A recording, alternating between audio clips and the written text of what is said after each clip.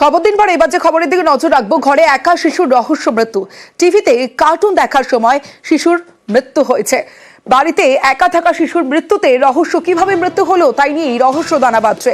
ডাকাতি করতে এসে শিশুকে খুনের অভিযোগ পরিবারের, এবং এই মুহূর্তের আপডেট আপনাদের দিয়ে রাখি।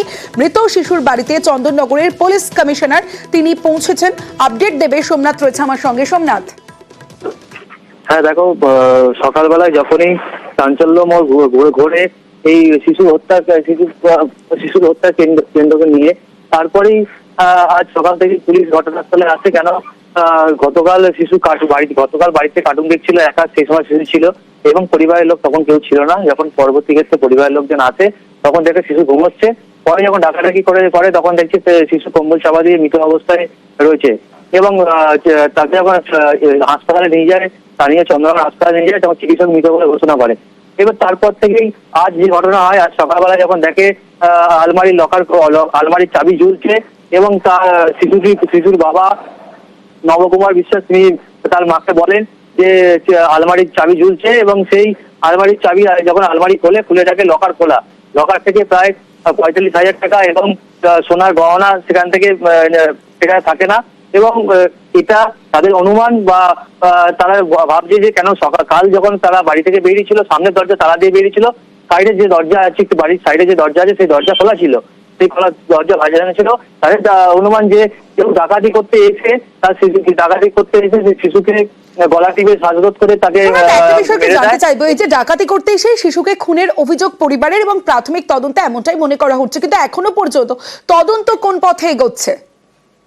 হ্যাঁ দেখো, তদন্তে যেভাবে এগোচ্ছে, যে পুলিশ কমিশনার এখন ঘটনাস্থলে রয়েছে এবং ময়নাতদন্তের দিকে তাকিয়ে রয়েছে, যে ময়নাতদন্তে কি উঠে আসছে সেটার দিকে তাকিয়ে রয়েছে পুলিশ, এবং পরস্পর একের পর বাবাকে মাকে আলাদা আলাদা করে জিজ্ঞাসা করছে যে পরিবারের এখানের মধ্যে কেউ পরিবারে যুক্ত আছে কিনা এই শিশু হত্যা কেন্দ্রে। সমস্ত বিষয় তদন্ত করে দেখছে পুলিশ আধিকারিকরা। এই মুহূর্তে মৃত শিশুর বাড়িতে চন্দননগরের পুলিশ কমিশনার তিনি পৌঁছেছেন।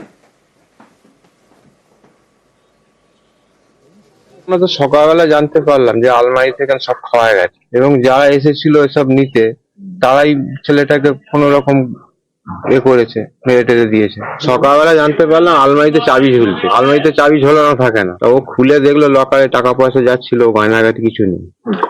খুঁজে পেয়ে গেছে। সন্ধ্যাবেলা আমার মেয়ে স্কুল থেকে ফিরে এসে ভাইকে ডাকতে গেছে, উঠছে না। তখন ও ব্ল্যাঙ্কেট সরিয়ে দেখছে ভাই এইভাবে ঘুমোচ্ছে, হাত পাতে সব কালো হয়ে আছে, মুখ ফুক কালো হয়ে আছে। যারা ঢুকেছিল তারাই কোন রকম ছেলেটাকে কোনো টর্চারিং করে মেরেছে। কোন আঘাতের চিহ্ন নেই, তবে ওর মুখটা পুরো কালো হয়ে আছে, হাত কালো এবং হাতগুলো মুঠো করে আছে।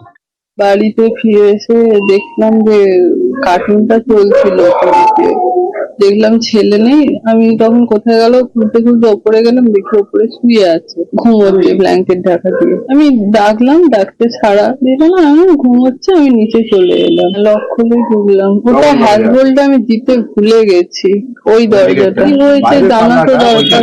সকালবেলায় ওর বাবার নজর পড়লো যে আলমারিতে চাবিটা ঝুলতে, তাহলে দেখলাম যে আমাদের কিছু ক্যাশ গয়না সেসব ছিল।